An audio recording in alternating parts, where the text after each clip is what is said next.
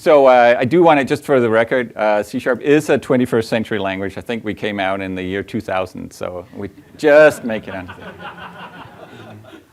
And talking about my background, I was actually involved in Java generics for a while as well, and one of my co-conspirators is in the audience today, so I'm very, very happy to see that, Phil Wadler. His parts were more successful than mine. Anyway, so quickly moving on to C#. There's this survey that Stack Overflow do every year, and there's probably all sorts of caveats about grains of salt that you should take the data with. But as long as they're in my favor, I consider this the ground truth. I just want to quickly. This is not to, yes, it is to brag a little bit, but it's also to say, like, C# is in an interesting situation in the market today. It's one of the, according again to this and other sources, it's one of those top 5 programming languages in terms of usage. And so it has, despite having been mostly on Windows for most of its life, it's succeeded in penetrating quite far into the market and now being cross-platform in earnest, both in terms of development environment and target environment. That's certainly the sky's the limit here. Of course, Java is still up there. There must be those Java wildcards that are keeping it ahead. But other than that, they also measure the most loved languages. And the way they do that, I think, is they say, like, the percentage of users of the language who would like to keep using it. Thank you very much. And so this is sort of a place for the smaller languages to get a chance to shine, like with very devoted followers. And the thing I'm proud of is that we're even on the top 10 with C# here. It's one of the most loved languages. So we're on both of those. But it also kind of it challenges us as the stewards of this language to try to keep it that way. Like, once you get appreciation, you hate losing it, right? So we need to keep getting that reaffirmation. That fix of appreciation there. So not particularly for that reason, but we've thought about what is it that make people like C#. And we don't actually know. We don't have hard data. But one of the things that we've always done that seems to keep working is that we started out looking a little bit like some other languages that were around at the time. To just be very vague about it. But we've sort of taken a very aggressive stance on evolving the language as we went. And if anybody was here probably a lot of you were here for the previous talk about Go, in a sense we have sort of the opposite evolution strategy of Go, in that we are very eager to keep the language fresh, if you will, to keep it up to date with as challengers and the sort of domain of software development changes. We want to keep C# moving along and be a good choice for those new challenges, as well as when programming languages around us evolve and come up with new ideas. We want to borrow some of those good ideas into the language and evolve the development experience. So that means that there's always this scale between not doing enough in your language, and eventually you probably become a dinosaur. You become a language that people are maintaining code in, but they're not starting many new projects in it. And if you add too much to the language, then you might die the death of 1,000 cuts, like you'll be some behemoth that people can't really use anymore.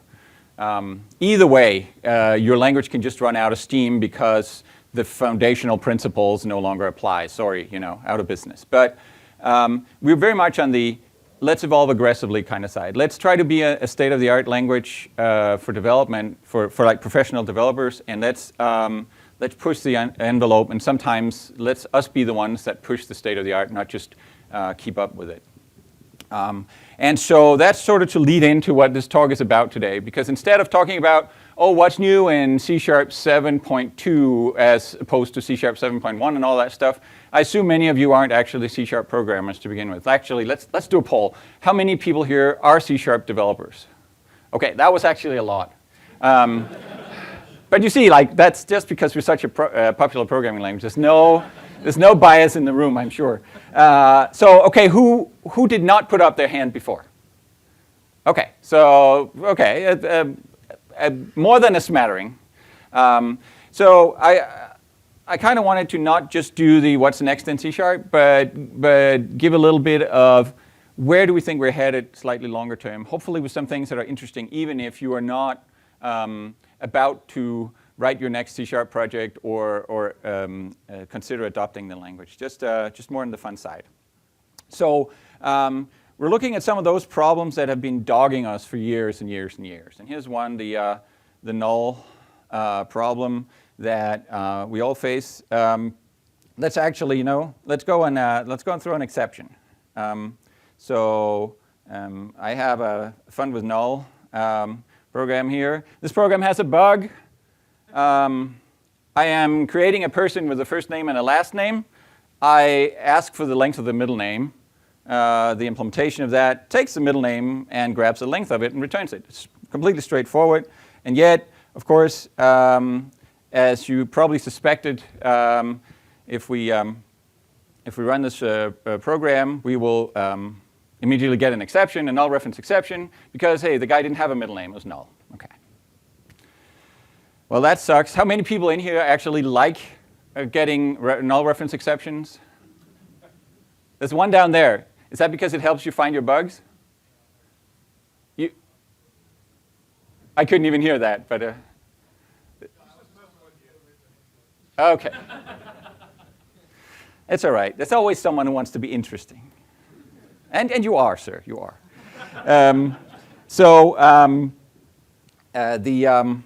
The problem is obvious, right? But there's no single place in the code that's to blame. That's the problem with that kind of feature. Like every reference type in the language, just like in most other object-oriented languages at least, every object type allows nulls. And who's to blame? The one who put the null in there, the one who didn't check that it was there before they took it out. That's the kind of problem that has been dogging us for years. Of course, there are programming languages that don't have this kind of problem. So if we go back to the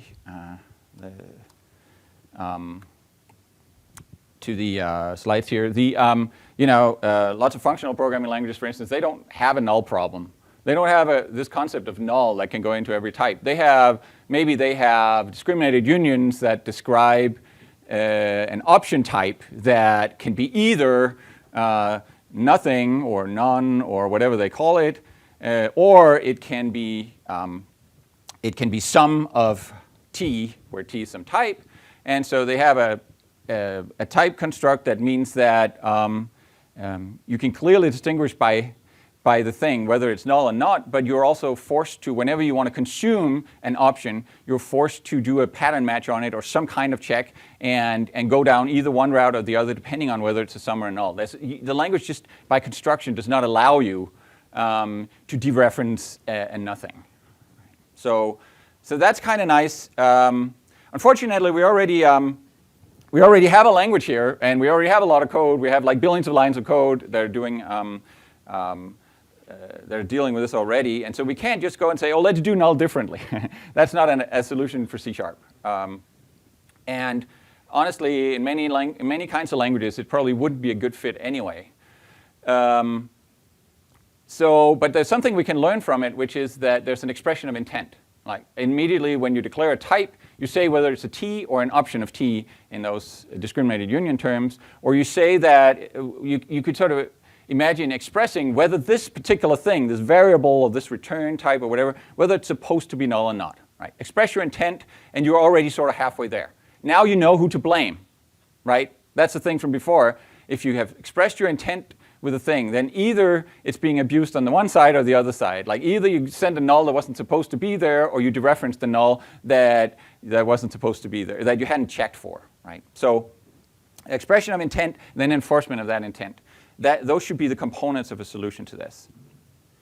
And yes, we have this challenge. It has to be within an existing language. There are all these billions of lines of code out there. Actually, probably millions of those billions of lines have been actually probably tested and are actually probably null safe. And so we don't want to have a solution that goes over all your code and says, it is all wrong, you have to rewrite everything. It has to be one that is gentle with existing code and fits well with what people do today to deal with nulls. Okay? So that's what we're going to try to do. To the expression of intent thing first.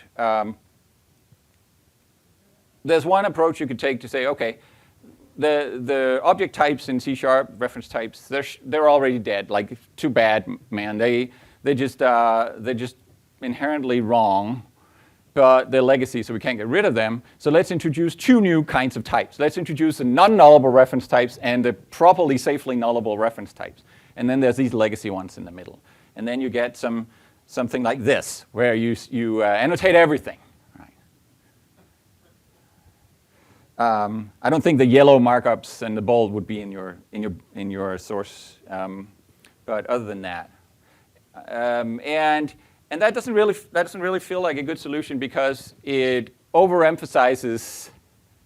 It kind of leaves the good syntax, the one that doesn't swear at you. It leaves that for the things that you're supposed to no longer do, which is to be unsafely nullable in the old-fashioned way, the legacy way.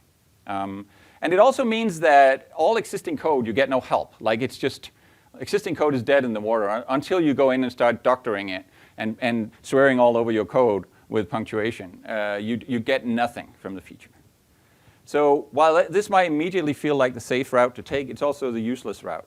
So we're not going to do that. So what we want to do instead is to assume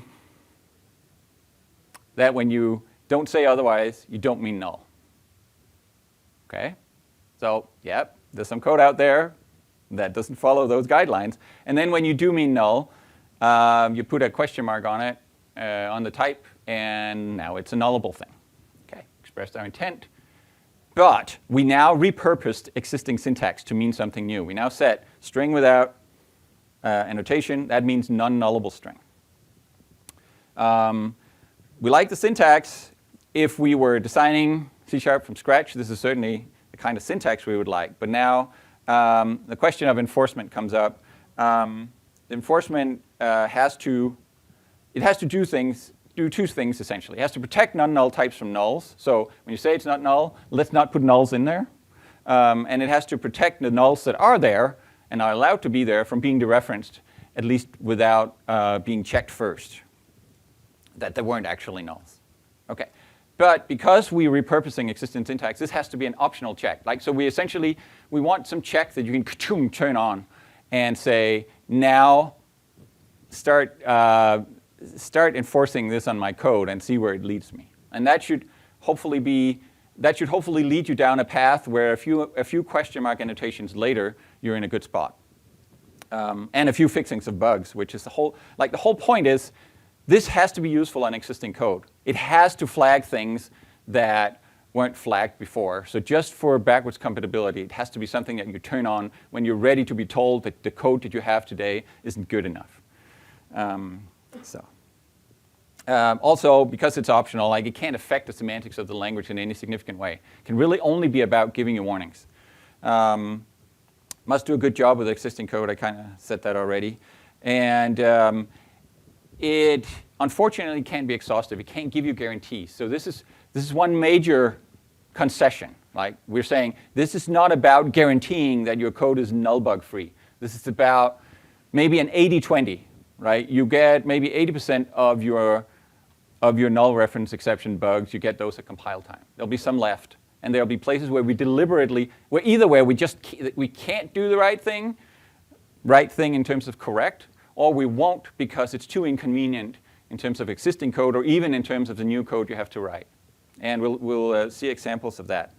So I'm going to, let me see, yes, I'm going to go back to that slide and switch over to a prototype we have of, that's actually the code I was in before, the fun with null, a prototype we have of a compiler that does these things. So let's see it fix our bug. There are no warnings in this code, but that's because there are warnings in this code. This is the person class declaration. Okay, so I'm starting out, I have two constructors. I have one that takes all three of the first, middle, and last names. I have one that takes just two of them because middle name is optional. But I'm getting a warning here, so this might be existing code you have today. Okay. I'm getting a warning saying, hey, you have a non-nullable property called middle name, which is not being initialized. Oh well, I guess I can initialize it. Oh, interesting. I don't get to write code today. Wow, that has not happened to me before. It is, as I said, a prototype. Why don't we just sneak on out of here and I think of something to say while it starts up again. This prototype, little secret, not too secret, I guess. Room is big. This prototype goes public a couple of days from now. So you also get to not type code. There you go. See, it works now. Just restart. So let's initialize the middle name to null. So you see what the warning was good, right? It told you everything that you declared that is supposed to be non-nullable, well, it's null by default. So if you don't initialize it somewhere, it's going to stay null, and whoever creates you is going to get something with a null in it that you said wasn't going to be there. So okay, I'm going to initialize it then. Now, of course, I get another error saying you can't. So that warning went away, but this one says, hey, you can't put null in a non-nullable thing. Well, guess what? This is probably the point where you realize, if not before, okay, let's go and annotate this. It's actually supposed to be null. I actually want to advertise to my consumers that they might risk running into a null here. Great. I've done that. All my warnings have gone away. So happy now? No, I'm not happy now, because now that I've annotated my class correctly, now I start getting warnings in the consuming code saying, yo, bud, you are taking a nullable thing and assigning it into a non-nullable thing. You might want to think about that. Okay?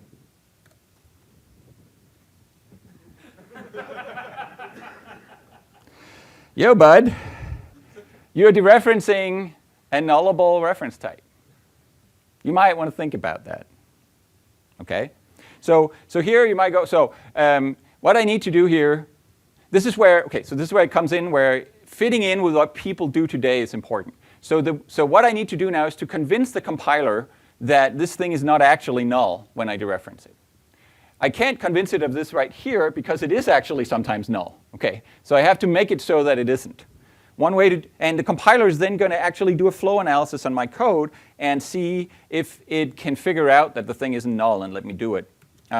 So if I say if middle name is null, return 0, for instance. So I just have a default implementation there. You see the warning goes away, right? Flow analysis said, yes, you're dereferencing a nullable thing here, but you can't get here if it's null, so I'm fine with it.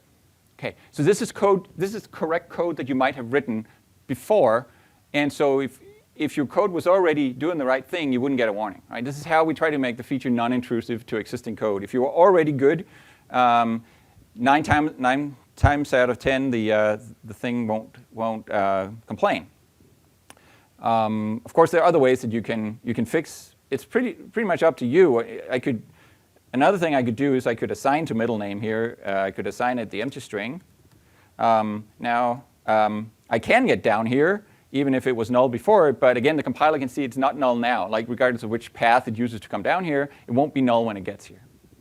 Or you can, there are other paths you can take. We can also use the, question dot operator, which is sort of null conditional. It says, if that thing is not null, dereference, otherwise make the whole thing null. But now the whole thing is a nullable int. So I could go and make, I could go push that out to the caller and now give the error to them and so on.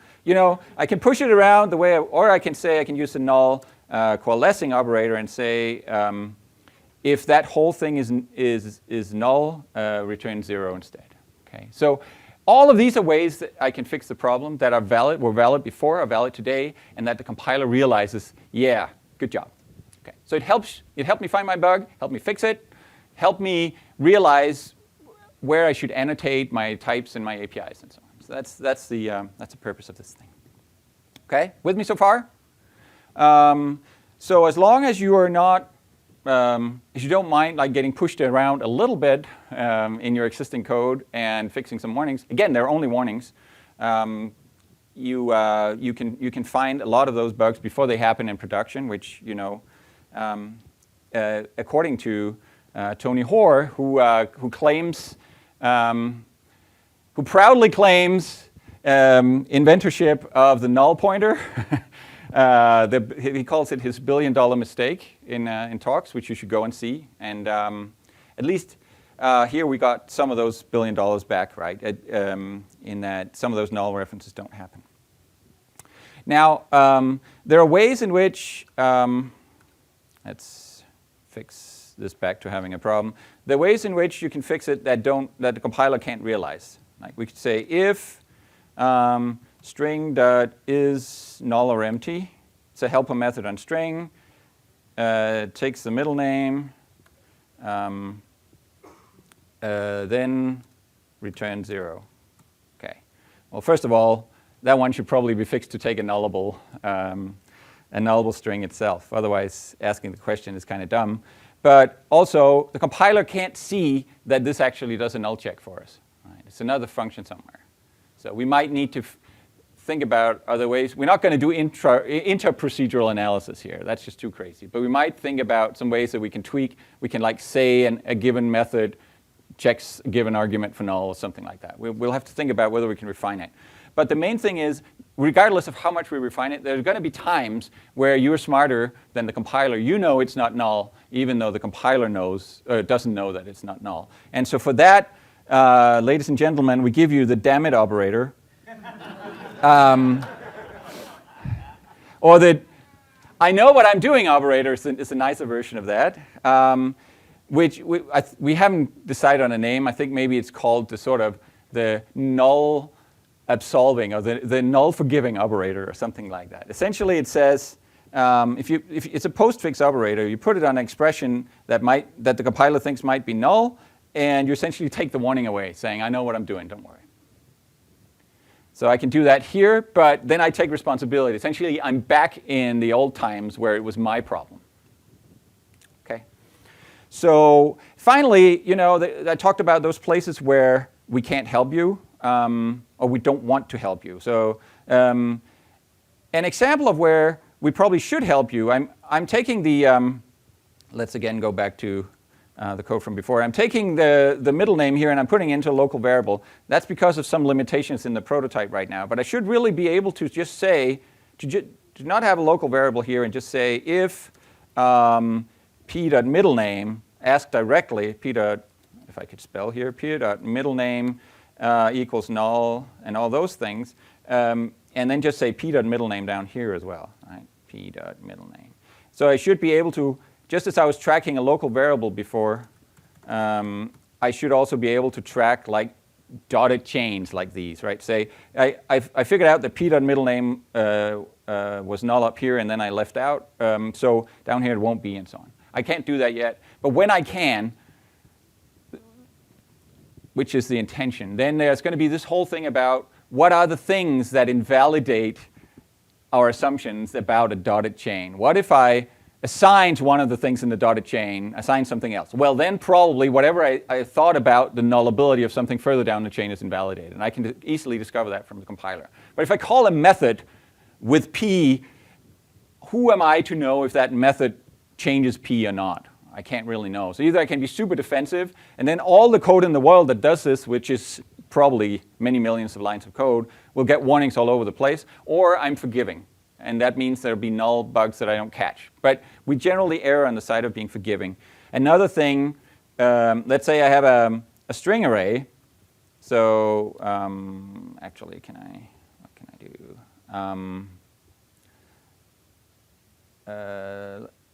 Yeah, let's say I have a string array. S is here, that is a new string array, 10. That thing is going to be full of nulls. I'm creating an array. It's full of nulls, yet I said it was an array of string, not an array of string question mark. So, and you see I'm not giving a warning on this. That's just because that would be too inconvenient, right? Yes, I should really warn, whenever you create an array of string, I should really give a warning. But that'll be like every array you're creating in the whole world will now have a warning. And we just don't want to do that to you. And also, how would we discover that you went and overwrote all those nulls? Like, would you do some kind of fancy analysis to check that you wrote to all the indices? And like, we can't do that statically. Like, just not going to go there. We're just going to leave that alone. And I'm sorry, you're going to have to still deal with those yourself. That's your 10% that we don't fix. OK? So I think that was what I had to say about nulls. So this one we're working actively on. It's let's go to the projection. Sorry, projection went away. Let's project again. I think the next major version of C# will have this. We're giving it out in prototype now, so people can try it on their code basis and come and tell us this part is too annoying or this part is too forgiving, and we can kind of fiddle and adjust, find out maybe the top 10 refinements that we need to deal with common scenarios, maybe like the is null or empty or the first or default or whatever, all those things that have weird behavior, the try pattern. There are things there where we might want to help you more and do some fiddly things. But on the whole, this is kind of where we're headed. So any of you pick up that prototype in a couple of days and tell us what you think, that'd be great. OK, so that was one thing. Now I want to change gears completely. And happy that Phil is here today. Let's actually go back to the code before we dwell on this slide. I did all that work to get back to the slide, and now I'm just going back. Let's go back to some different code. No, let's go back to the same code. Let's go back to the same code. OK. You notice here that I have a this in my declaration of this method here. So it could be just a parameter, but the this here makes it an extension method, which means that I can call it as an instance method on Miguel up here. I kind of glossed over this before. This has been in C# for almost a decade. This is extension methods. So it's really great because I can have a declaration here that extends a type that was over there that I didn't own, pretends that it has some instance members that it didn't actually, it wasn't declared with. Great. That's actually fabulous from a software engineering perspective. It means that there are all kinds of dependencies that I don't need to have, and it gives me independent extensibility, but in a very limited way, right? I can only do it on methods. I can't do it with properties or anything else, and it's declared with this awful hack that there's a static method that has an extra modifier in its first parameter saying that this first parameter can actually pretend that it's a receiver. And this syntactic hack, if you will, we've regretted that for a long time, I think, because it meant that there was no clear syntactic path to extend the declaration syntax to have extensions of other kinds of members. Could only be done for methods. If you want to do extension properties, well, properties don't, static properties don't have a first parameter that you can annotate. You could invent a syntax for giving them one, but yeah, we actually went pretty far down that path in C#4, and then we had to throw it all out because it was yucky. And so we've been struggling with this for a long time, and eventually I think the realization comes to you, okay, we went into a dead end. We can't push through the wall that's at the end of it. Let's actually back out and come up with some other declaration syntax instead. And that's what that slide was about. That's what extension everything is about. So the idea, we find it quite powerful that this piece of source code here can, from the point of view of sort of scope-based, from the point of view of the ones who can see the declarations down here, that thing up there has these extra members. Right? It's scope-based extension, based on the static scope. Okay? That thing is here. That means I know more about the type than it knew. So that's very useful. You can imagine static or instance members of different kinds, methods, properties, constructors even. And this new declaration syntax here just sort of makes it look like it's a type declaration. It's sort of like you were actually creating a derived class, a subclass. But you're not. So you have access to this to talk about the person object itself, and the whole syntax looks as if it's a much more full syntax for this stuff. But it's a new kind of declaration that looks like a type declaration, but is different. So that gives extra expressiveness, and you can imagine that we can rewrite this under the hood to do the right things whenever. Let's compact all that declaration, take the comments out, and see usage, right? So now I'm creating a person, Mads Torgersen, using the extension constructor that makes him a student of Tony Hoare. I really wish. But I belatedly become a student of Tony Hoare in my trying to deal with the nulls. I'm with you, Tony. So this is all dreamland, but okay, and I can access the property, get my supervisor out, which is Tony Hoare. I could actually change my supervisor to be Phil Wadler if I wanted, and access things in access static members on person as if they were declared as static members on person as well, the whole collection of students. So that's very nice. I think that would be a good improvement in and of itself. We might do this as soon as the next major release if we can get all our ducks in a row. But I think part of the interesting thing here is, where could this lead next? What is the bigger thing that this could lead to? Now we talk about the software engineering principle of saying more about existing types. There are actually other languages that do very interesting things with that. Haskell is one of them. Haskell has what's called type classes, which lets you essentially declare a kind of, think of it as an interface, but that's very wobbly. But say that thing up there actually implements this interface over here as well, and here's how. So imagine that we have an interface, iStudent, that's declared independently of person, and person doesn't know anything about it. Maybe it's declared together with professor, right? They kind of belong together. And that's an interface that I can put on different things in the old-fashioned way, but I can also, as I'm extending students with members, I could also say that from my point of view in this scope over here, person implements iStudent. It implements that interface. And I highlighted two of the extension methods that help it do so. These are witnesses in Haskell speak these explain how person implements iStudent, right? And the third one, the name, is actually in person itself, right? So that's implicitly implemented by the person itself.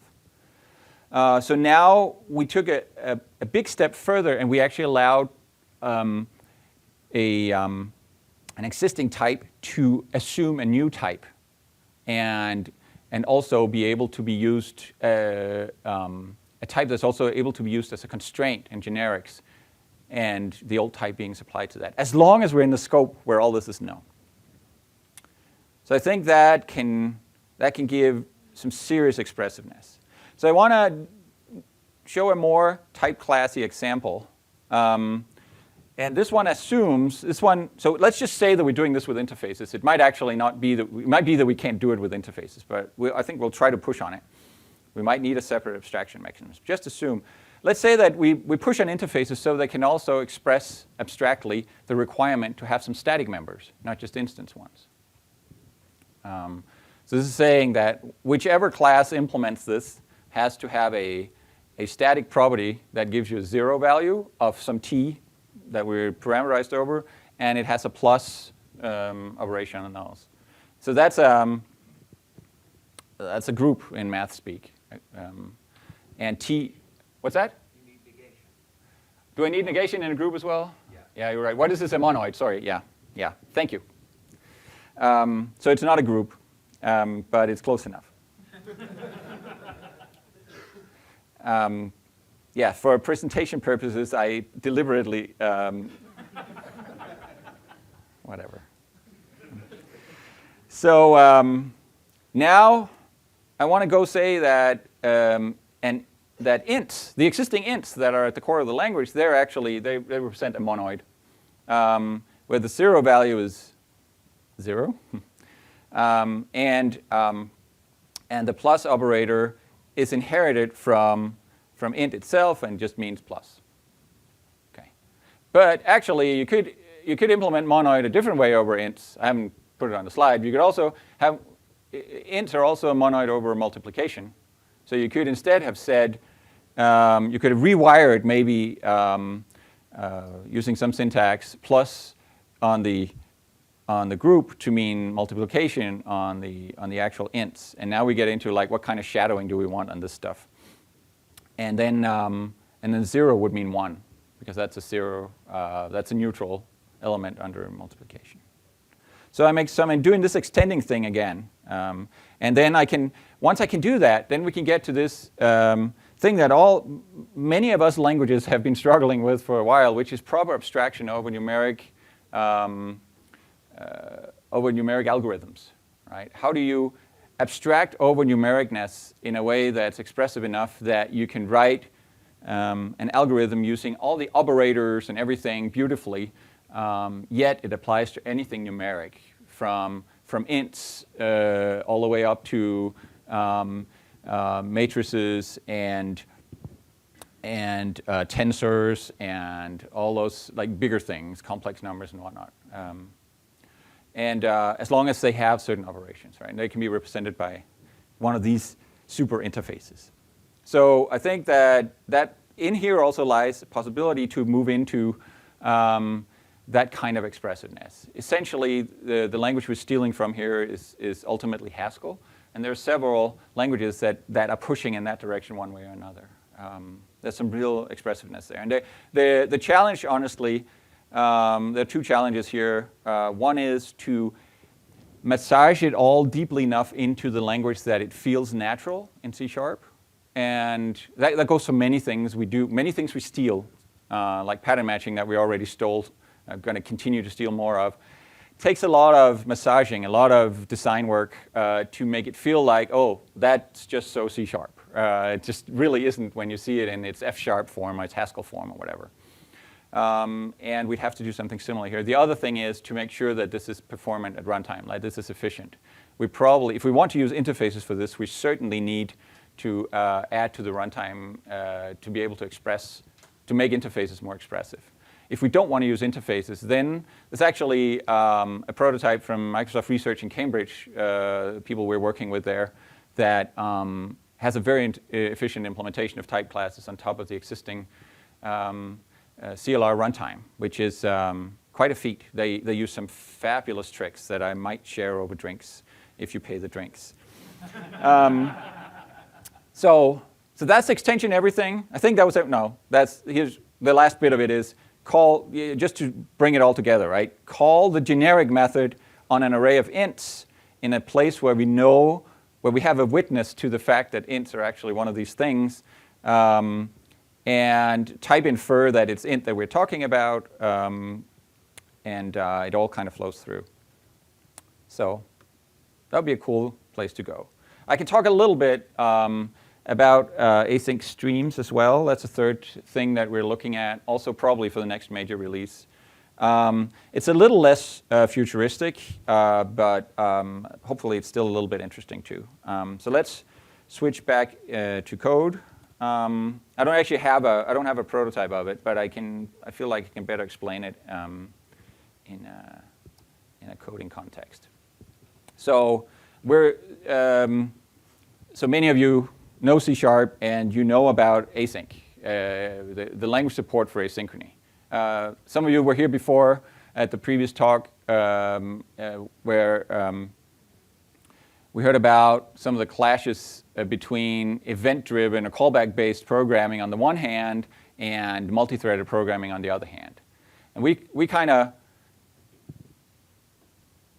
at some point, we took a swipe at more like unifying those two things, where we think that from a software development perspective, the real killer of the event-based side is the callbacks. Callbacks suck, man. They're really just terrible. And we can remind ourselves why they're terrible. Here I have an implementation, an async implementation of Fibonacci, because it takes some computing power, so it runs it on a separate thread.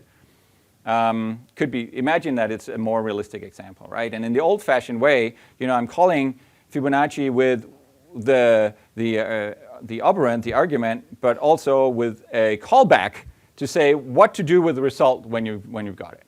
And this sucks. This super sucks because I have to decide right here where I call it. I have to decide what to do next. I have to pass that along right away. And if I want to do something asynchronous on top of that result, I kind of get nested lambdas all the way out to the right side of the screen. So there's a better way of doing that, which is to use JavaScript calls promises, what in the literature is sometimes called futures. It's not exactly the same, but close enough, as long as Phil doesn't call me out. For whatever reason, we call them tasks in the .NET framework. So there's this first-class representation of the outcome, the eventual outcome of this thing. Right. So I have another version of Fibonacci that just takes a number and returns me a task that represents the result I will eventually get. And then I can go to that task and I can do things with it. I can have an algebra over tasks. I can have multiple of them, and I can call them a helper function to get a task for when all of these have completed or when the first completes and so on. So I can do high-level things with them as a first-class object. And eventually, when I want to do other things than just when I want to get back out of task world, I have to do something with callbacks. But I can do it later. So I can say continue with, and then give it a lambda. And what it gives me is a task, and I can take that task and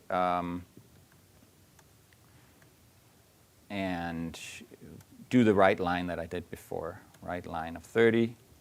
And now I'm good. But I could also, instead of, if I want to do something asynchronous, instead of doing it inside and getting nesting, I can also, I get back from this continue with, I get another task representing the completion of that follow-up work that I can then do continue with and chain things. And many people know this from programming JavaScript as well. So it's better, but it still sucks because it doesn't look like I'm writing a program. It looks like I'm chaining together callbacks because I am, and that sucks. And so in C#, finally, we went and said, you know what? There's a better way of doing this where the compiler rewrites your code to the callback-based code for you, and you can just await in syntax, and compiler rewrites that into a state machine and signs up the right callbacks and everything. And now, because the thing I didn't get into when I had the other syntax, and one of the big things there is it's how do you write structured code, right? You have a for loop. You want to do things one at a time asynchronously in the for loop. Okay. Well, now I have to turn the for loop inside out and somehow call a helper function that can chain things together in a for loop. I want to do error handling. Actually, let's go back to it. It's sufficiently hideous. So I'm calling Fibonacci.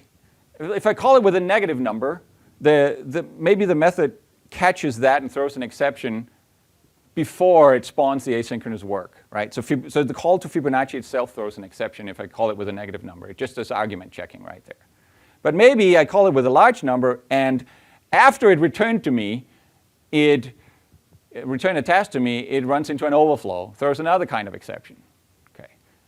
So in that case, the exception won't come back out of the call because the call already finished, but it'll come back out of the task. It's represented in the task. The task might have it has an exception in here if things went wrong, or actually if I get the result.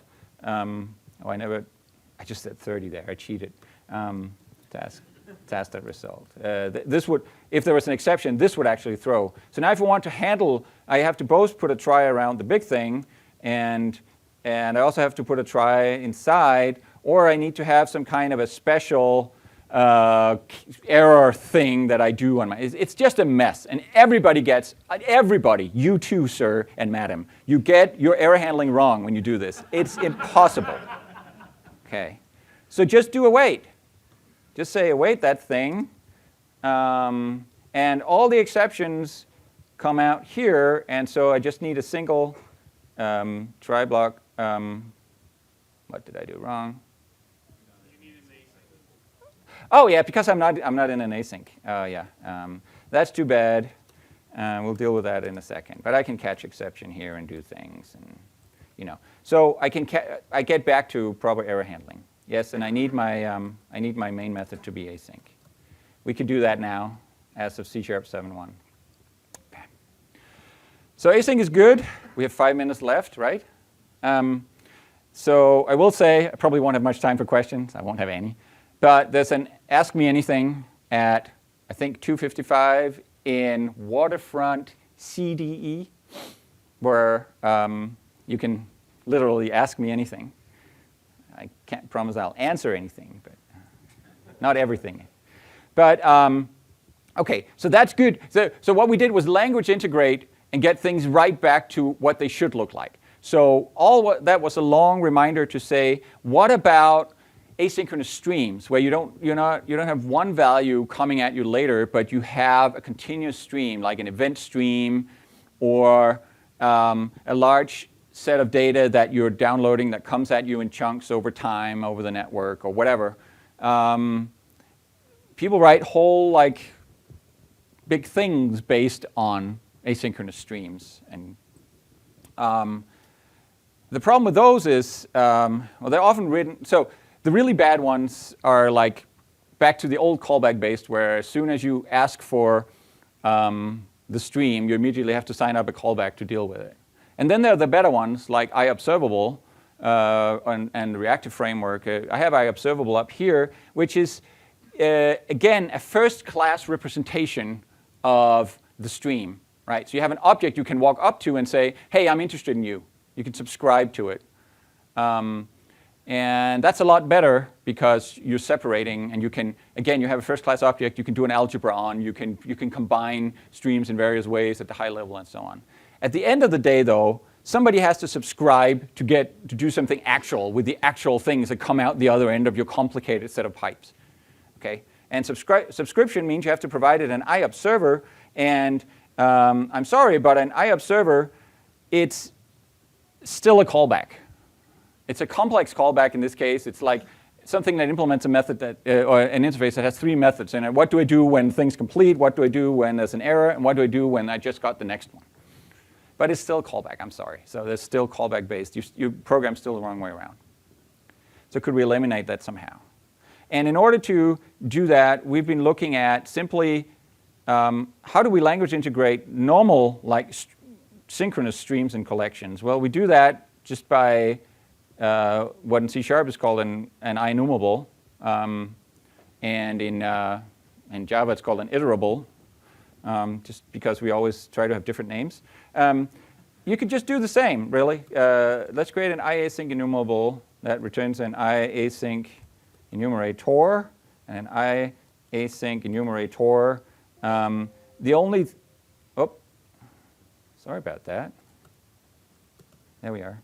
Iasync enumerator. The only thing that's different about it, maybe, is that the moveNext method, the thing that gets the next element, is async. So let's call it moveNext async and wrap it in a task. And now we have an asynchronified enumerable pattern. The good thing about the enumerable pattern, as opposed to the other one, is that there are no callbacks inside here, or rather there are callbacks, but those are the callbacks that sit on the task, and we know how to deal with those. We can await those, right? So we push the callbacks out of the way, and now we just have to make an asynchronous version of for each.